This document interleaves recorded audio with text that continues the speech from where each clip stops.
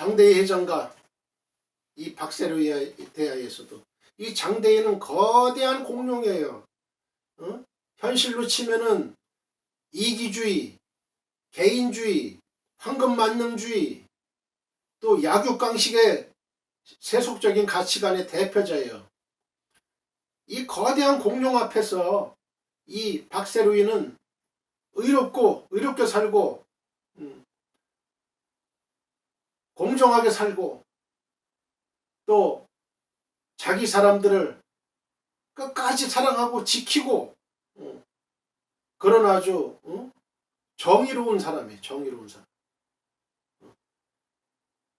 이 박세로이는 이 장대희 회장으로에게 그러잖아요. 나는 당신은 나에게서 어느 것도 빼앗은 게 없다. 어느 것도 빼앗은 게 없다. 그러면서 맞서잖아요.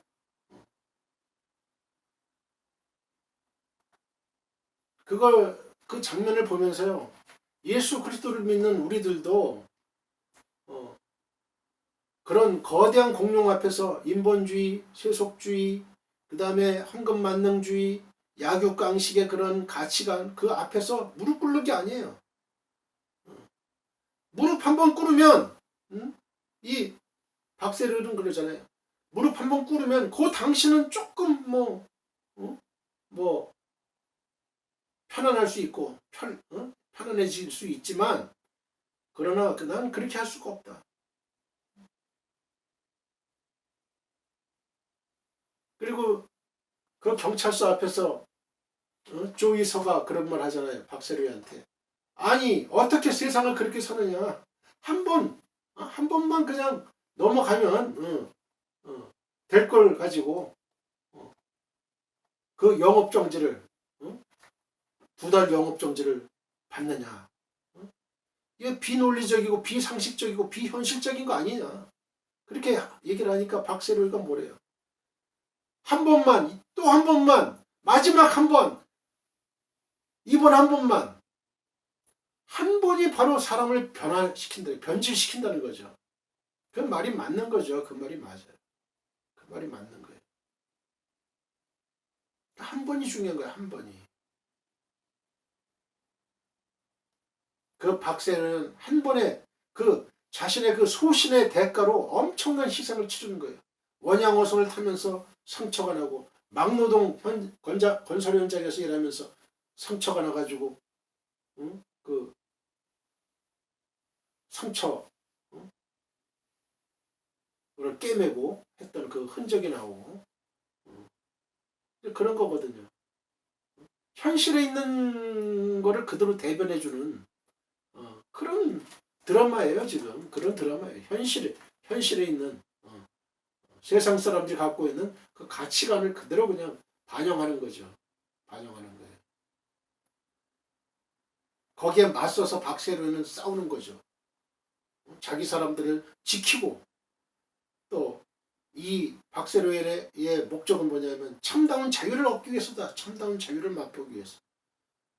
어느 누구도 건드리지 못하고 침범하지 못하는 자기 사람을 사랑하되 끝까지 사랑하려고 하는 이 박세로이의 모습에서 많은 걸 느끼잖아요. 많은 걸 느끼잖아요. 저는 베드로의 변심 3번 예수님을 모른다고 부인했잖아요. 그렇죠? 주님, 저는 예수님을 끝까지 따르겠습니다. 끝까지 따르겠다고 했던 그 베드로가 죽는 자리에도 따라가겠다.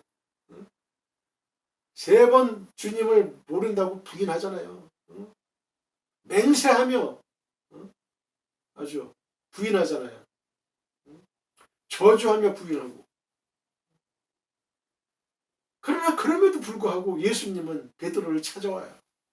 베드로를 찾아와서 그 자신을 배신한 철저하게 배신한 그 베드로를 다시 감싸줘요. 안아줘요. 그러면서 이 베드로는 그야말로 다시 업으로 돌아갔지만 그 다시 업으로 돌아간 그 베드로를 예수님은 어때요? 자신의 수석 제자로, 수제자로, 수제자로 삼으시면서 네가 나를 사랑하느냐, 네가 나를 사랑하느냐, 네가 나를 사랑하느냐 3번 물어보시고 수제자로 결국은 우리가 된 거죠. 수제자로 된 거죠. 그런 모습을 이렇게 보면서요. 이게 오버랩이 돼요. 이렇게 오버랩이 되면서 그렇구나. 이게 사람은 큰 인물이 되려면 이렇게 포용해야 돼요. 사랑해야 돼요. 사랑해야 돼. 품어주고 안아주고. 사람은 다 실수가 있는 거예요. 실수가 있어요. 실수가 있어요. 실수가 있어요. 우리 한국교회 교회사를 보게 되면요. 이 참 그 일제강점기 때 그 신사참배를 거절해서 많은 목사님과 장로님과 신자들이 전부 이렇게 감옥에 갇혔잖아요. 감옥에 갇힌 사람 중에도 거기서 또 순교자도 나왔지만 주기철 목사님 같은 그런 순교자도 나왔지만 또 그렇지 않고 이 일본 경찰에 의해서 그 이 해유에 의해서 또 나온 사람도 있어요. 응? 나온 사람도 있어요. 뭐 노무 때문에 너희 노무가 그 있으니 그 가족들 이 가족들을 항상 등장을 시켜요. 그러면서 이제 여기 쓰면은 내가 내보내줄게 해가지고 해유를 한다고.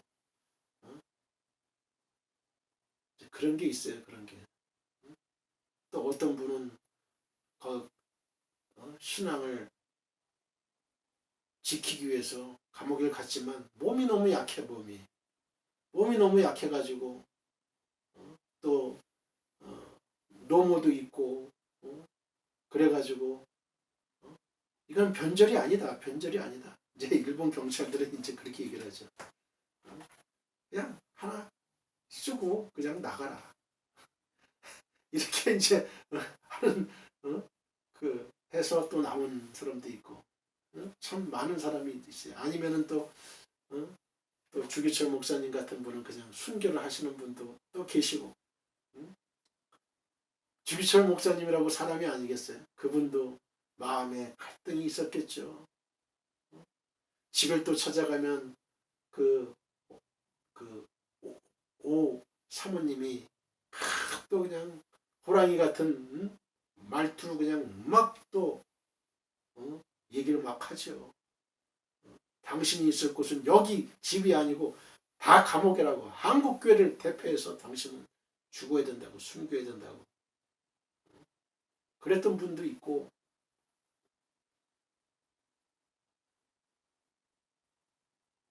또 죽지는 않았지만 또 살아있는 순교자도 있고요. 사람이 사람을 평가할 수는 없어요. 판단할 수는 없어요. 예수님은 3번씩이나 부인은 도망갔어요. 이 사람은 아예 도망갔어요. 감옥에도 가지도 않았어. 도망갔어요. 그런데 그게 어떻게 수제자야? 제자 축에도 못 들죠. 못 들죠.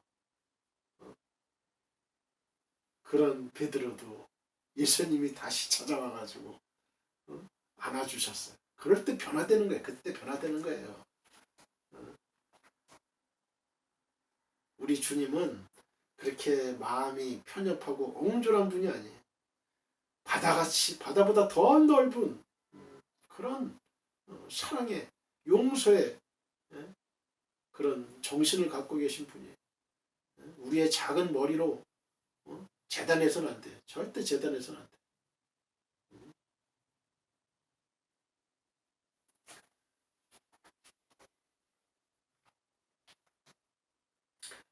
요한은 로마의 도미티안 황제의 통치 말년 주후 95년경에 하나님의 말씀과 예수 그리스도의 증거로 인해서 반모른 섬에 유배당하고 있었던 건데요. 이 섬은요, 이 판모스란 이름의 섬이에요.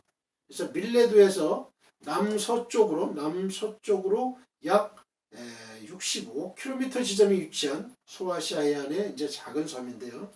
요한이 유배될 당시에는 로마 제국의 유배지로 사용해 오다가 1947년 이후로는 지금 그리스의 그 소유 영토로 되어 있어요. 그리스. 요한은 이 계시를 이곳에서 주의 날에 받았다고 했어요. 주의 날. 많은 성경학자들은 이 계시록이 기록된 연대에 대해서 주후 AD 97년이나 98년경으로 이제 주장을 하고 있어요. 요한계시록은 인봉된 책이 아니에요. 인봉된 책이 아니다. 봉해진 책이 아니에요. 활짝 열려진 책이지. 주님은 이 책의 예언의 말씀을 인봉치 말라. 때가 가까우니라고 말씀하셨어요. 계시록 22장 10절. 주님은 때가 가깝다고 하셨어요. 때가 가깝다.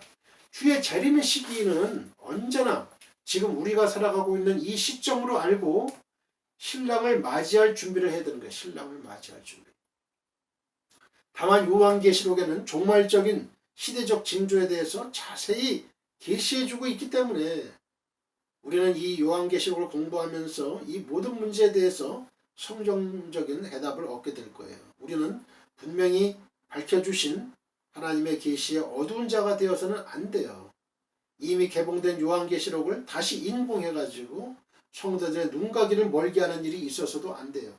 여러분들은 이 예언의 말씀을 읽고 듣고 지키는 자의 반열에 서서 주의 재림의 소망을 가지고 그날을 위해 준비하는 주님의 신부가 다 되셔야 됩니다. 요한계시록을 공부하는 일에 우리가 제일 먼저 명심해야 될 일이 있어요.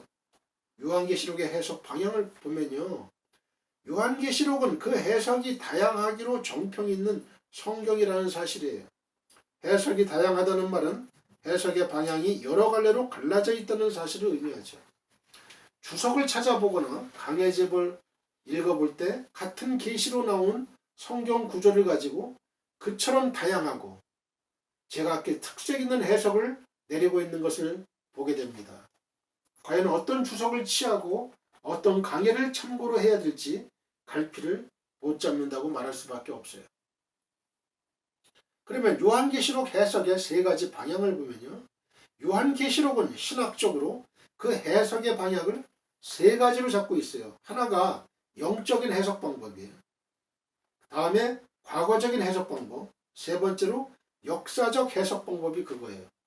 영적 해석 방법이란 뭐냐? 요한계시록에 게시된 내용을 실제적인 사건으로 보는 게 아니라 영적인 견지에서 보는 해석이에요. 그리고 요한계시록을 해석하는 데 있어서 종말적인 사건으로 보는 게 아니라 과거에 이미 성취된 사건으로 단정해버리는 신학적 견해가 있는데요. 이런 해석 방법을 과거적 해석이라고 말해요. 과거적 해석. 이 같은 해석에서 과거란 로마의 역대 황제들에 의해서 기독교가 핍박을 가장 심하게 받았던 그 1세기경을 전후한 시대를 가리키는 거예요. 그리고 세 번째로 역사적 해석 방법이 있어요. 역사적 해석 방법이라는 것은 요한계시록을 해석하는 일에 있어서 요한계시록에 예언된 모든 계시를 인류의 역사적 무대 위에서 성취될 역사적 사건으로 해석하는 견해를 말해요.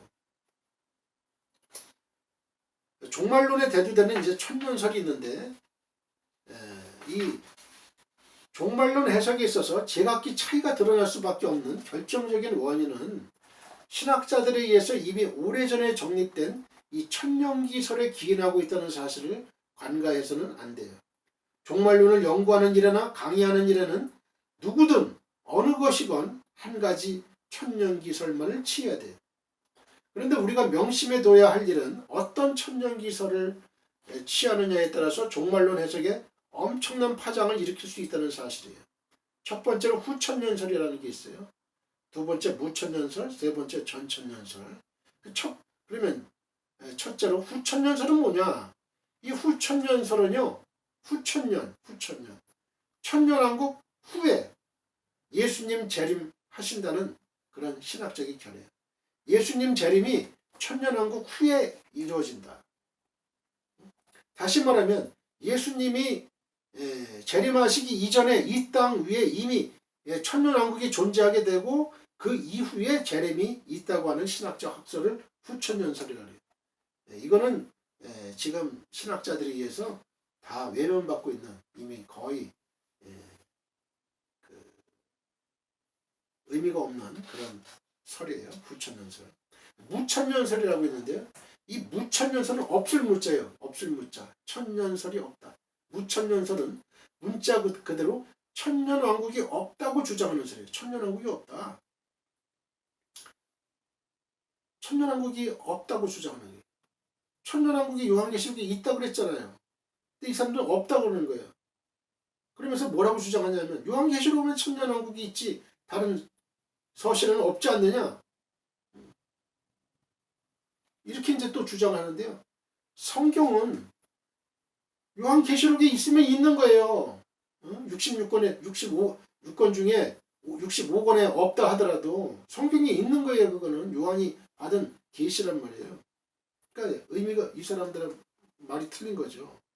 더 자세히 말하면 이 무천년설은요, 예수님의 초림시부터 재림시까지의 교회 시대를, 예수님 오셨잖아요. 초림.